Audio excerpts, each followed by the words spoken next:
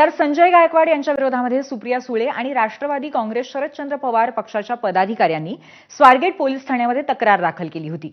मात्र पोलिसांनी गुन्हा दाखल केलेलाच नाहीये। घटना मुंबईत घडलेली असून आमच्या कार्यकक्षेच्या बाहेर आहे असं पोलिसांचं म्हणणं आहे। खासदार सुळे यांनी आमदार संजय गायकवाड यांच्यासह अहिल्यानगरमधल्या बनावट जीआर प्रकरण आणि पुण्यातली वाढती गुन्हेगारी याबद्दल पुण्यातल्या स्वारगेट पोलीस ठाण्यात तक्रार दिली होती।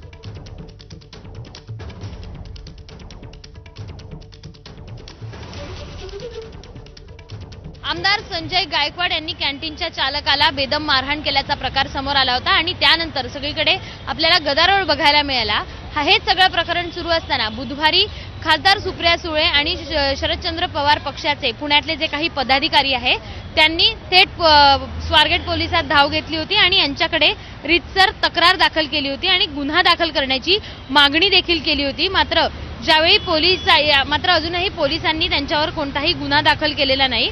घटना मुंबईत घडलेली असून आमच्या कार्यक्षेत्राच्या बाहेर आहे असं या सगळ्या पोलिसांचं म्हणणं आहे। आणि संजय गायकवाड या अहिल्यानगर मधले जे बनावट जीआर प्रकरण आहे, पुण्यातली वाढती गुन्हेगारी आहे, याबाबत देखील सुप्रिया सुळे यांनी तक्रार केली होती। मात्र त्यावरही कोणती कारवाई करण्यात आली नाहीये।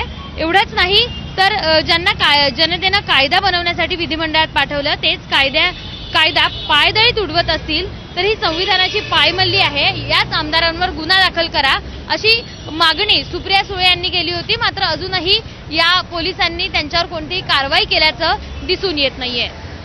कॅमेरामन राजेश बिडकरसह शिवानी पांढरे, एबीपी माझा, पुणे।